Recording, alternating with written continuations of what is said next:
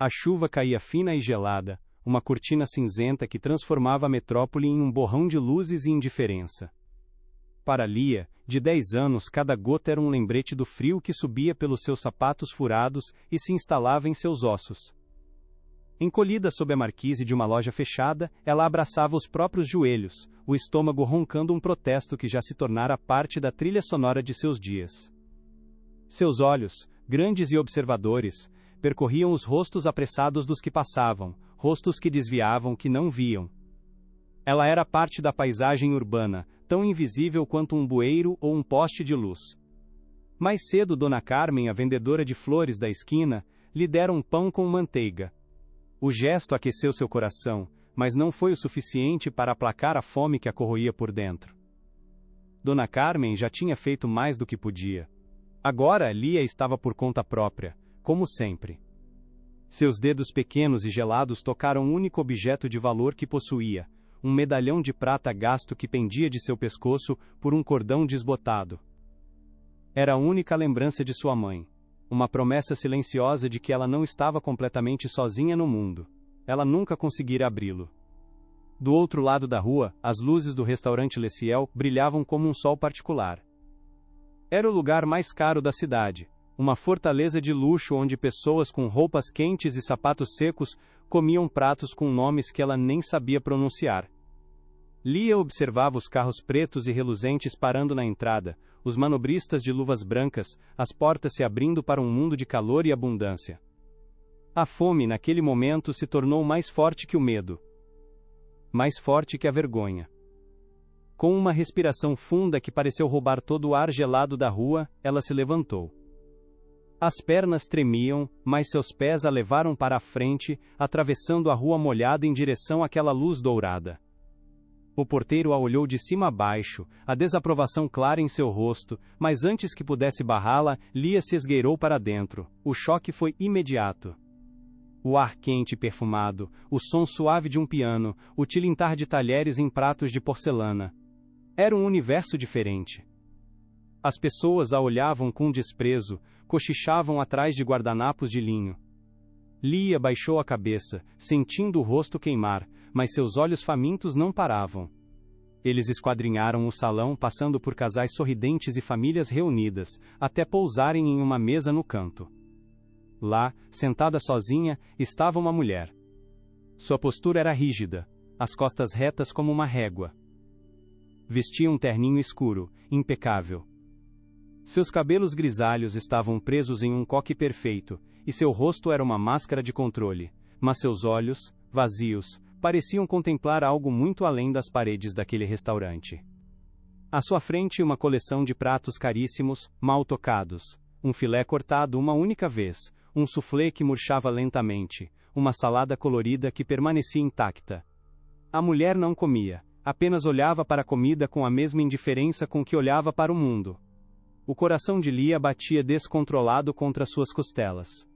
Era uma ideia louca, humilhante, mas a fome gritava mais alto. Pé ante pé, ela se aproximou da mesa, sentindo todos os olhares do restaurante queimando suas costas. Cada passo era uma batalha. Finalmente, ela parou ao lado da cadeira da mulher. Sua voz saiu como um sussurro, frágil e trêmulo. Senhora, posso comer suas sobras? O garfo parou a centímetros da boca de Helena Montenegro. O som da chuva lá fora desapareceu. O piano emudeceu. Havia apenas a voz da menina. Uma voz pequena. Uma pergunta enorme. Helena ergueu os olhos lentamente. Eram olhos de um cinza tempestuoso, acostumados a dar ordens, a avaliar balanços financeiros, a destruir concorrentes.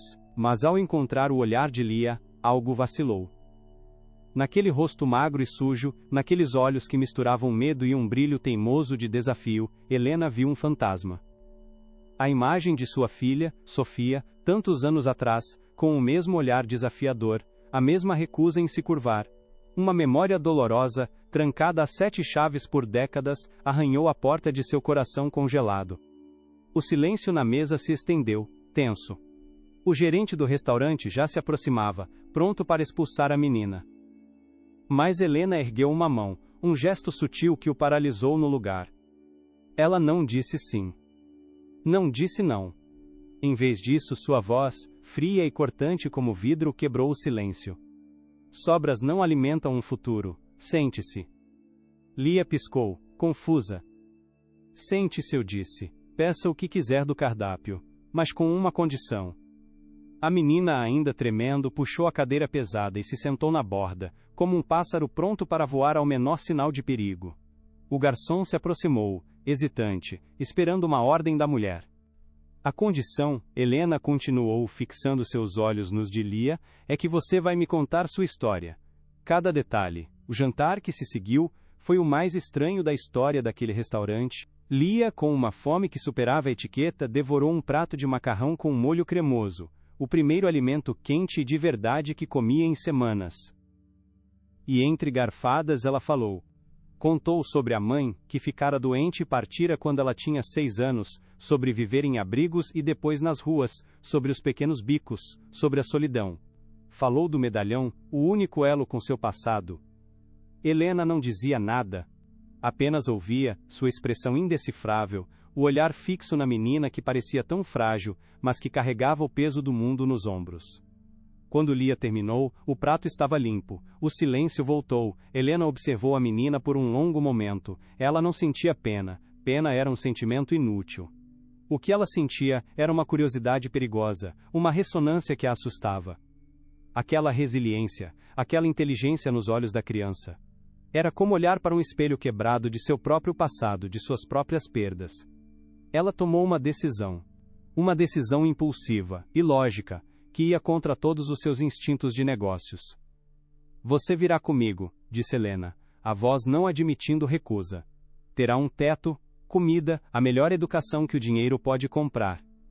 Em troca, você seguirá todas as minhas regras, sem questionar. Você será meu projeto. Lia ficou sem palavras.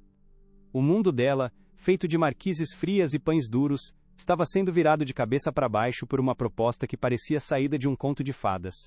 Um conto de fadas contado por uma rainha de gelo. Ela olhou para a mulher tentando encontrar um truque, uma armadilha. Mas só viu um imenso vazio. Um vazio que, de alguma forma, ela reconhecia. Ela assentiu.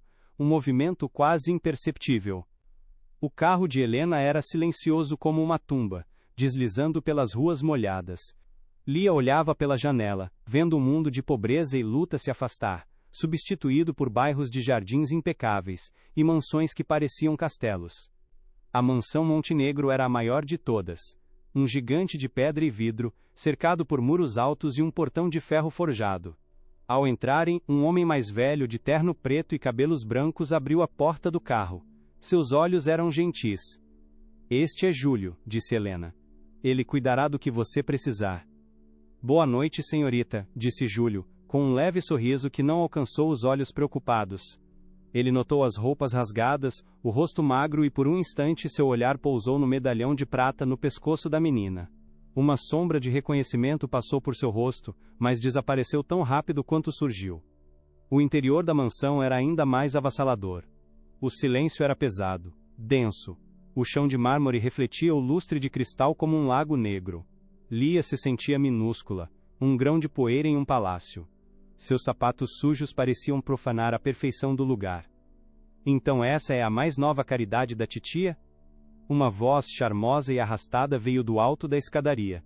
Um homem de uns 35 anos, bonito e vestido com um terno caro, descia os degraus com um sorriso debochado nos lábios. Era Ricardo, o sobrinho de Helena.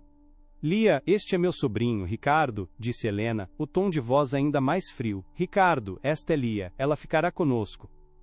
Ricardo se aproximou, seu perfume caro preenchendo o ar. Ele circulou Lia como um predador avaliando sua presa.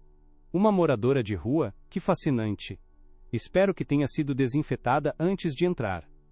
Chega, Ricardo. A voz de Helena cortou o ar. Júlio, leve Lia para o quarto de hóspedes. Providencie roupas, um banho. Amanhã começam as aulas dela. Enquanto subia a escada guiada por Júlio, Lia sentiu o olhar de Ricardo em suas costas. Um olhar que não tinha nada da frieza de Helena, mas algo muito pior. Uma ameaça velada, uma promessa de que aquele castelo tinha um dragão.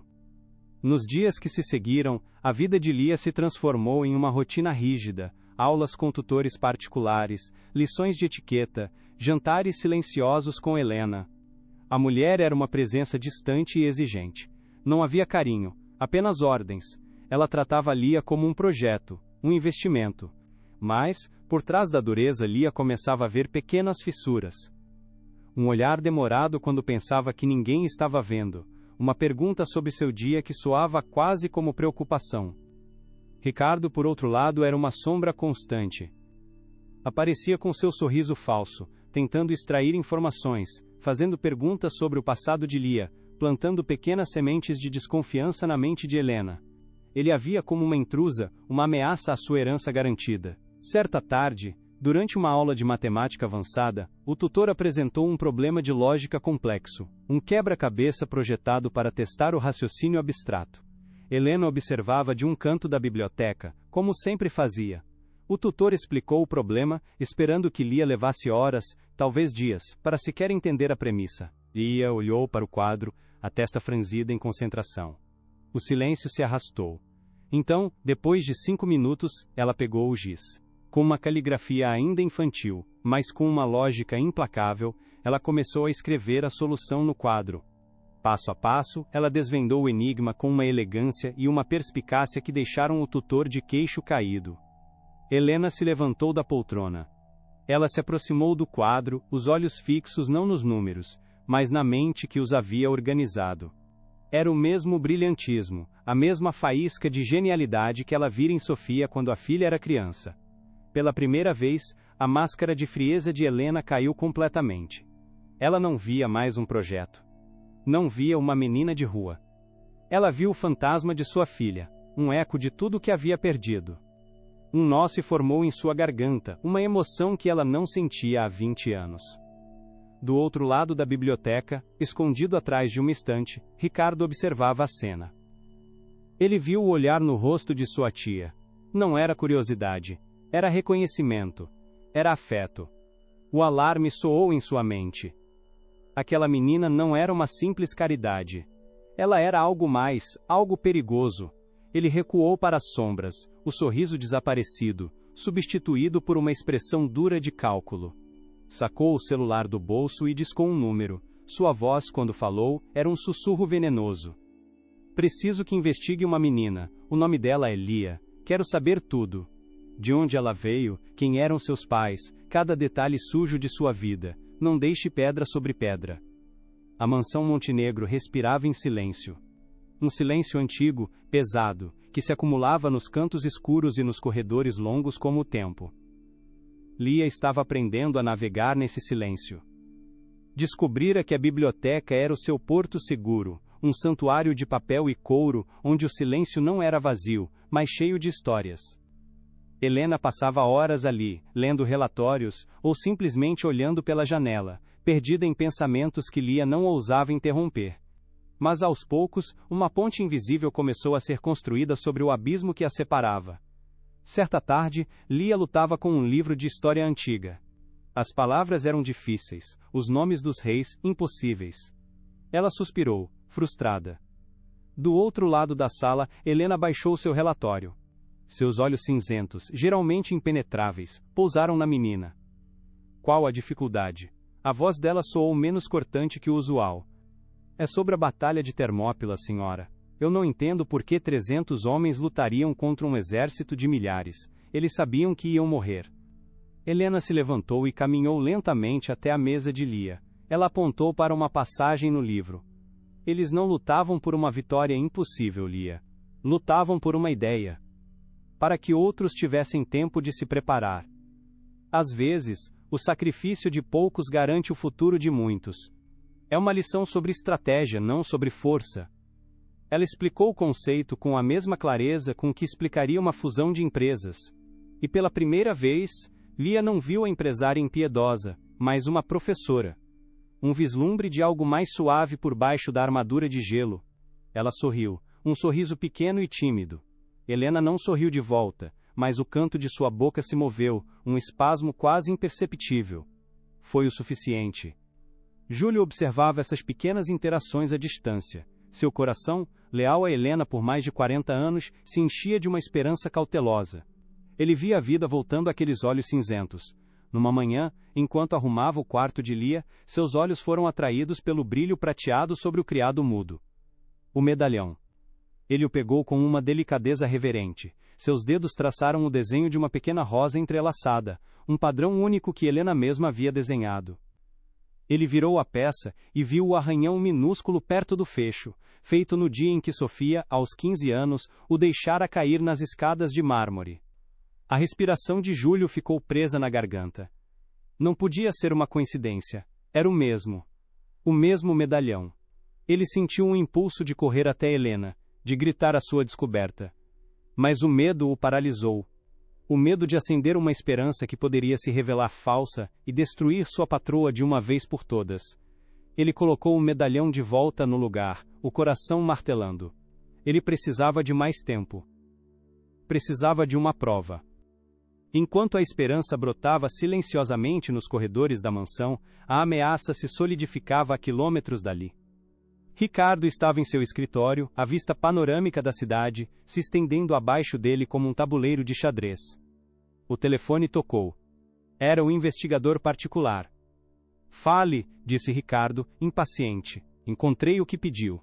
A mãe da menina se chamava Sofia. Morreu há 4 anos em um hospital público.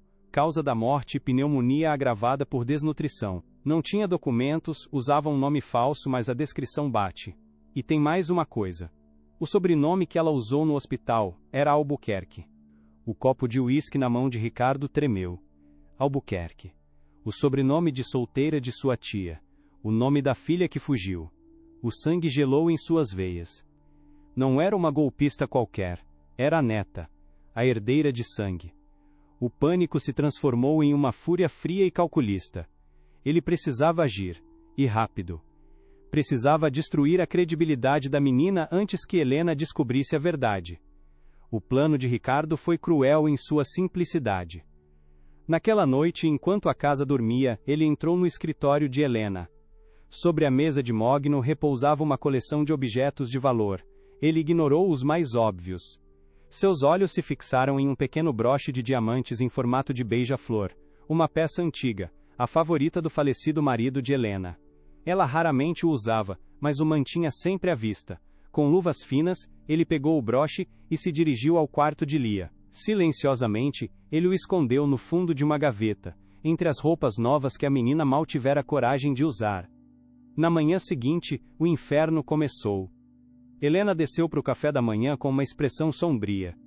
O broche do meu marido sumiu, ela anunciou para o nada. Ricardo, já sentado à mesa, ergueu as sobrancelhas, fingindo surpresa. O beija-flor? Tia, tem certeza? Talvez a senhora o tenha guardado em outro lugar. Eu nunca o tiro do meu escritório. A voz dela era dura. Júlio, você viu alguém entrar no meu escritório ontem? Não, senhora. Apenas a senhorita Lia, para deixar o livro de história que a senhora lhe emprestou. Todos os olhares se voltaram para Lia, que estava paralisada com uma torrada a meio caminho da boca. O rosto dela empalideceu. Eu só deixei o livro na mesa, senhora. Eu não toquei em nada. Ricardo suspirou, um som teatral de pesar.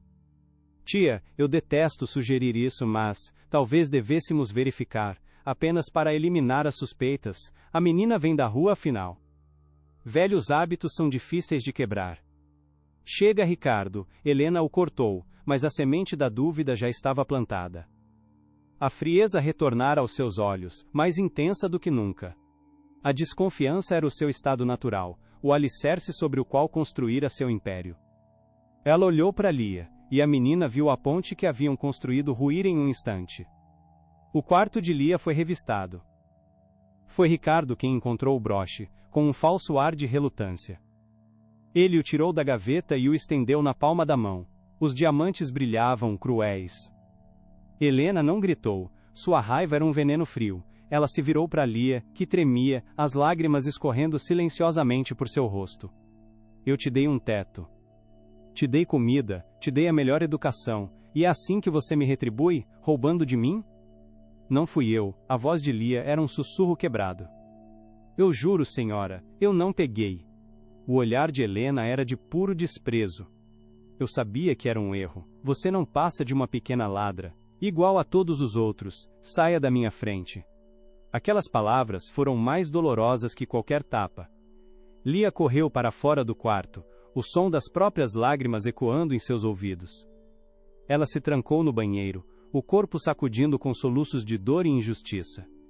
O castelo virara uma masmorra. A rainha de gelo voltara a ser apenas uma bruxa. Ela não podia mais ficar ali. A humilhação era um gosto amargo em sua boca. A rua era fria, era dura, mas era honesta. Ninguém fingia gostar dela para depois acusá-la de algo que não fez. Naquela noite, esperou o silêncio voltar a reinar na mansão. Ela tirou as roupas macias que nunca sentiu como suas e vestiu o jeans rasgado e a blusa gasta com os quais chegara. Era um lembrete de quem ela era. Uma menina da rua. Uma sobra. Ela colocou o medalhão no pescoço. Era a única coisa que realmente lhe pertencia. Com uma mochila pequena contendo o pão que sobrara do jantar, ela abriu a porta do quarto. Cada passo no corredor era um adeus silencioso.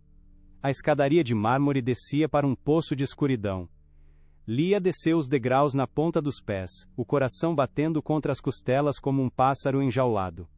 A porta da frente parecia estar a uma eternidade de distância. Quando seus pés tocaram o chão frio do hall de entrada, uma luz suave se acendeu, vinda de uma poltrona no canto.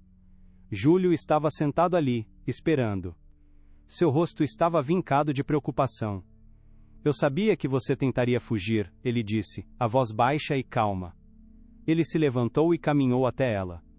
Não havia acusação em seus olhos, apenas uma tristeza profunda. Eu sei que não foi você, Lia. Eu sei que Ricardo armou tudo isso. Lia o encarou, surpresa. Era a primeira pessoa que acreditava nela. Então por que não disse nada? Porque a senhora Helena não me ouviria, não agora. Ela está cega pela dor do passado. Mas você não pode ir, não ainda. Por quê? Ela me odeia. Ele olhou para o medalhão brilhando contra a blusa desbotada dela. Ele se ajoelhou para ficar na altura dos olhos da menina, porque você pertence a este lugar. Mais do que imagina. Antes de ir, você precisa saber a verdade sobre isso. Ele apontou para o medalhão. Eu conheço este objeto. Ele foi um presente. Um presente que a senhora Helena deu à filha dela, Sofia, há muitos anos. Eu acho que sei o que tem aí dentro. E se eu estiver certo, nada mais será como antes. Nem o ódio dela, nem a sua solidão. As palavras de Júlio pairaram no ar gelado do hall, densas e pesadas como a própria noite. Lia olhou do rosto do mordomo para o medalhão em sua mão e de volta. Uma esperança frágil e aterrorizante começou a brotar em seu peito. Pertencer. Era uma palavra que ela mal se atrevia a pensar. Júlio não esperou por uma resposta. Com um gesto firme mas gentil, ele a guiou de volta pela escadaria, seus passos silenciosos ecoando no mármore como batidas de um coração ansioso. A porta do escritório de Helena estava entreaberta. A luz de um abajur solitário lançava uma piscina dourada sobre a mesa de mogno, onde a mulher estava sentada, a cabeça entre as mãos, a personificação da derrota. A raiva havia se esvaído, deixando para trás apenas a cinza amarga da traição. Senhora, disse Júlio, a voz suave, mas carregada de urgência. Helena ergueu a cabeça. Seus olhos vermelhos e inchados se estreitaram ao ver Lia. Eu disse para ela sair, Júlio. Por favor, senhora, apenas me escute. É sobre Sofia. O nome da filha atingiu Helena como um golpe físico. Ela se enrijeceu. Não ouse falar esse nome nesta casa. Júlio se aproximou estendendo a mão. Na palma, o medalhão de prata brilhava. A senhorita se lembra disto? A senhora mesma desenhou. A pequena rosa entrelaçada, o fecho que só abre com um truque, pressionando o caule. Helena olhou para o objeto como se fosse uma aparição. Sua respiração ficou suspensa. Ela se lembrava. Lembrava-se do dia em que o dera a Sofia, no seu aniversário de 15 anos. Lembrava-se do sorriso da filha, um brilho que parecia ter sido extinto do mundo. Com as mãos trêmulas, ela pegou o medalhão. Seus dedos, acostumados a assinar contratos de milhões, agora lutavam contra o pequeno fecho. Júlio a ajudou, seus dedos velhos e sábios encontrando o ponto exato. Houve um clique minúsculo, o som de um segredo se rendendo ao tempo. A peça se abriu. Dentro, protegido por um pequeno pedaço de vidro, havia uma fotografia desbotada pelo tempo. Nela, uma jovem de 16 anos, com os mesmos olhos cinzentos de Helena, sorria para a câmera. segurando nos braços um bebê recém-nascido, enrolado em um cobertor simples. A jovem era Sofia. O bebê tinha os olhos grandes e observadores de Lia. O mundo de Helena Montenegro parou de girar. O ar foi sugado de seus pulmões. O silêncio na sala era tão profundo que se podia ouvir o pó assentar. Ela olhou da foto para o rosto da menina parada à sua frente. A mesma curva do queixo. O mesmo jeito de franzir a testa. Não era uma semelhança. Era um eco. Uma continuação. Minha neta, a palavra saiu de sua boca como um sopro, uma oração que ela não sabia que estava fazendo. Todo o gelo que envolvia seu coração por 20 anos se estilhaçou em 1 milhão de pedaços. Uma dor lancinante e uma alegria avassaladora a atingiram ao mesmo tempo. Ela caiu de joelhos diante de Lia, não como uma empresária poderosa, mas como uma mulher quebrada que acabara de encontrar a peça que faltava em sua alma. As lágrimas represadas por décadas finalmente vieram, um dilúvio de arrependimento e amor. Longe dali, em seu apartamento luxuoso com vista para a cidade adormecida, Ricardo ouvia tudo através de uma pequena escuta que plantara no escritório da tia. Ele ouviu as palavras de Júlio, ouviu o clique do medalhão, e ouviu o sussurro que selou seu destino. Minha neta. O copo de uísque escorregou de sua mão e se espatifou no chão, mas ele não ouviu o som. O único som em sua cabeça era o alarme ensurdecedor do pânico. A herança, o império, tudo pelo que ele havia manipulado e mentido, estava prestes a escorrer por entre seus dedos para uma pirralha de rua. A fúria tomou o lugar do medo. Uma fúria fria, desesperada. Ele não ia perder. Não para ela. Ele pegou as chaves do carro e o celular, um plano terrível se formando em sua mente. Na mansão, o tempo parecia ter parado. Helena abraçava Lia, um abraço desajeitado, faminto, como se tentasse compensar 10 anos de ausência em um único gesto. Ela pedia perdão, repetidamente, as palavras se misturando às lágrimas. Lia, atordoada, sentia o cheiro do perfume caro misturado ao cheiro salgado do choro. Pela primeira vez, ela não se sentia como um projeto ou um fardo, ela se sentia encontrada. O telefone de Helena tocou, quebrando o encanto. Era Ricardo. Sua voz, do outro lado da linha, era estranhamente calma. Tia, preciso de você na empresa. Houve um problema sério nos servidores. É urgente. Helena, ainda atordoada pela emoção, hesitou. Agora, Ricardo, não pode esperar até de manhã? É crítico. Coisa de minutos. Eu já estou a caminho daí para te buscar. Ela concordou, a mente ainda processando a revelação. Enquanto esperava, ela segurou o rosto de Lia entre as mãos. Nós vamos conversar, querida. Vamos conversar sobre tudo. Sobre sua mãe, sobre nós. Quando o carro de Ricardo parou em frente à mansão, ele desceu e abriu a porta para Helena. Então, virou-se para Lia com um sorriso que não alcançou seus olhos. Sua avó me disse que tem uma surpresa para você nos Jardins dos Fundos. Por que não vai lá enquanto conversamos? Lia, acreditando, correu animadamente em direção aos jardins. No momento em que ela passou por uma área mais escura, longe das luzes da casa, sentiu uma mão forte agarrar seu braço. Era Ricardo. O sorriso havia desaparecido. Seu rosto era uma máscara de ódio. Ele tapou sua boca antes que ela pudesse gritar e a arrastou para o carro, jogando-a no banco de trás. Helena, já dentro do veículo, não viu nada. O carro partiu, deixando a mansão e a verdade recém-descoberta para trás. O destino não era a empresa. Ricardo dirigiu em alta velocidade, para a zona industrial, para a carcaça de uma das primeiras fábricas da família Montenegro, um lugar abandonado há décadas. Ele empurrou Lia para dentro do galpão escuro e empoeirado. O cheiro de ferrugem e mofo pairava no ar. Uma única lâmpada pendurada no teto lançava sombras fantasmagóricas sobre as máquinas silenciosas. Ele amarrou as mãos dela frouxamente a uma viga de metal. Você não vai estragar tudo para mim, sua pequena rata, ele sibilou. Eu dediquei minha vida inteira a essa empresa, a ela. Eu estava lá quando sua mãe a abandonou.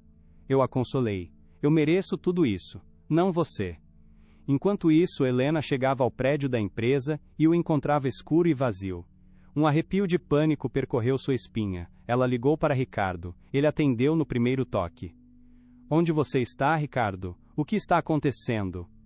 Estou garantindo meu futuro, tia, e o seu também. Se você quiser ver sua preciosa neta de novo, vai transferir 51% das ações da empresa para o meu nome e assinar minha nomeação como CEO permanente. Você tem 1 hora. O telefone ficou mudo. Helena sentiu o chão desaparecer sob seus pés, mas o pânico deu lugar a uma fúria gelada que ela não sentia há anos. Ele não havia apenas traído sua confiança, ele havia ameaçado seu sangue. Ele havia ameaçado o futuro que ela acabara de reencontrar. Ela ligou para Júlio. Ele apegou o Júlio. Ele pegou a Lia. Rastreie o meu celular, eu o deixei no carro dele. E chame a polícia. Mas diga a eles para esperarem o meu sinal. Eu vou resolver isso. A velha fábrica parecia um monstro adormecido quando Helena chegou. Ela entrou no galpão, seus saltos ecoando no silêncio. Ricardo estava perto de Lia, segurando um pedaço de metal enferrujado. Chegou a hora de tomar uma decisão, tia. A caneta ou a órfã? Helena caminhou lentamente em sua direção, os olhos fixos nos dele. Não havia medo em seu rosto, apenas um desprezo glacial. Você sempre foi fraco, Ricardo. Sempre se escondendo atrás do meu nome e do meu dinheiro. Achou mesmo que poderia me intimidar?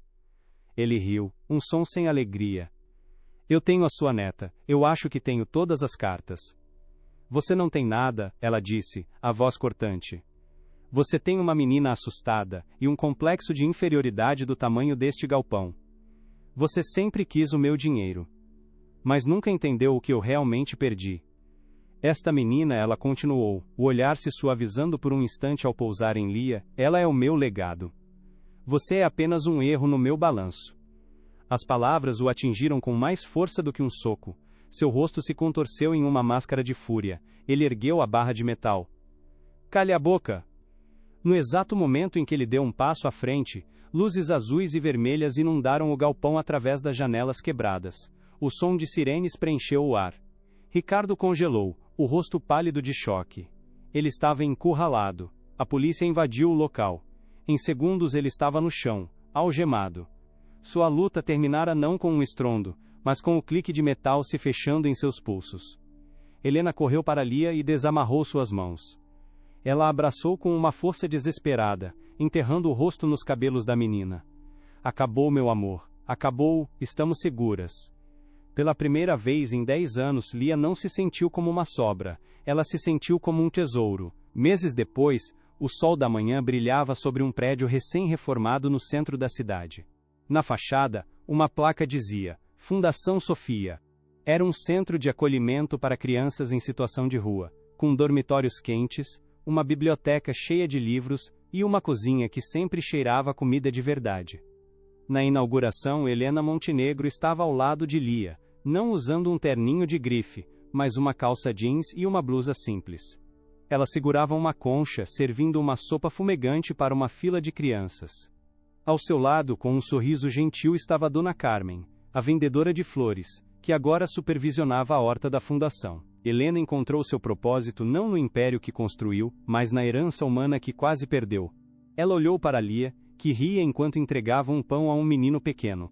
Pela primeira vez em mais de 20 anos, Helena sorriu. Um sorriso genuíno, que alcançou seus olhos cinzentos e os encheu de luz.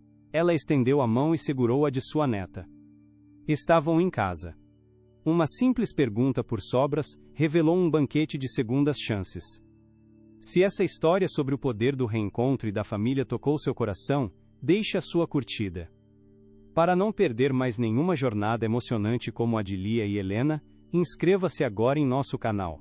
E queremos saber a sua opinião. Qual foi o momento que mais te emocionou na transformação de Helena? Conte pra gente aqui nos comentários. A velha fábrica parecia um monstro adormecido quando Helena chegou. Ela entrou no galpão, seus saltos ecoando no silêncio. Ricardo estava perto de Lia, segurando um pedaço de metal enferrujado. Chegou a hora de tomar uma decisão, tia, a caneta ou a órfã. Helena caminhou lentamente em sua direção, os olhos fixos nos dele. Não havia medo em seu rosto, apenas um desprezo glacial. Você sempre foi fraco, Ricardo. Sempre se escondendo atrás do meu nome, do meu dinheiro. Achou mesmo que poderia me intimidar? Ele riu, um som sem alegria. Eu tenho a sua neta. Eu acho que tenho todas as cartas.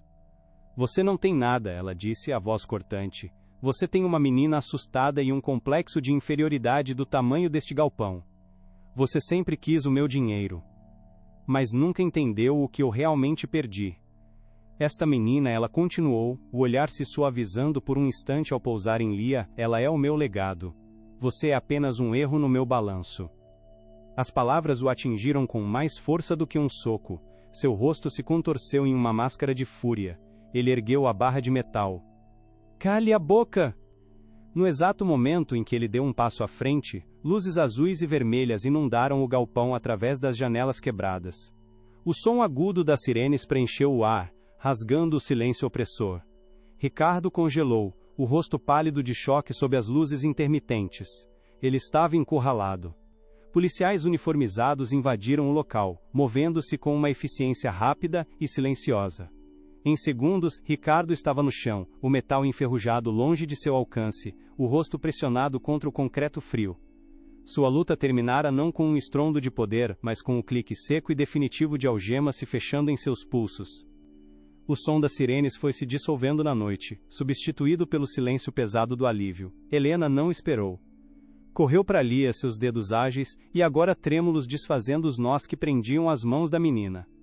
Assim que Lia ficou livre, Helena a puxou para um abraço, não o abraço contido de antes, mas um abraço desesperado, faminto, enterrando o rosto nos cabelos empoeirados da menina, como se tentasse se certificar de que ela era real. Acabou, meu amor, acabou, estamos seguras. As palavras eram um sussurro rouco, quebrado pela emoção. Pela primeira vez em 10 anos, Lia não se sentiu como uma sobra, não se sentiu como um projeto ou um prêmio a ser disputado. Envolvida naqueles braços, sentindo o tremor do corpo daquela mulher poderosa e agora vulnerável, ela se sentiu como um tesouro. Um tesouro reencontrado. Meses depois, o sol da manhã brilhava sobre um prédio recém-reformado no centro da cidade, no exato quarteirão onde a marquise de uma loja fechada servira de abrigo para uma menina de sapatos furados. Na fachada, uma placa de metal polido dizia: Fundação Sofia. Não era uma instituição fria, mas um centro de acolhimento vibrante, com dormitórios quentes, uma biblioteca cheia de livros de aventura e uma cozinha que sempre cheirava a pão fresco e bolo de fubá. No dia da inauguração, Helena Montenegro estava no pátio, ao lado de Lia. Ela não usava um terninho de grife, mas uma calça jeans confortável e uma blusa simples. Em suas mãos, segurava uma concha grande, servindo uma sopa fumegante em tigelas para uma fila de crianças cujos olhos brilhavam com uma mistura de timidez e alegria. Ao seu lado, com um sorriso gentil e as mãos sujas de terra boa, estava Dona Carmen, a vendedora de flores, que agora supervisionava a pequena horta da fundação, ensinando as crianças a plantar esperança em forma de sementes. Helena encontrou seu propósito, não no império de concreto e aço que construiu, mas na herança humana que quase perdeu para sempre. Seu olhar percorreu o pátio, pousando em Lia, que agora ria abertamente enquanto entregava um pão quentinho a um menino pequeno, não muito mais novo do que ela era quando tudo começou. E pela primeira vez em mais de 20 anos, desde o dia em que sua filha partiu, Helena sorriu. Um sorriso genuíno que não apenas curvou seus lábios, mas que alcançou seus olhos cinzentos e os encheu de uma luz cálida e inconfundível. Ela estendeu a mão e segurou a de sua neta, entrelaçando seus dedos. Elas não estavam mais na mansão silenciosa ou na rua fria. Estavam em casa. Uma simples pergunta por sobras revelou um banquete de segundas chances. Se essa história sobre o poder do reencontro e da família tocou seu coração, deixe a sua curtida.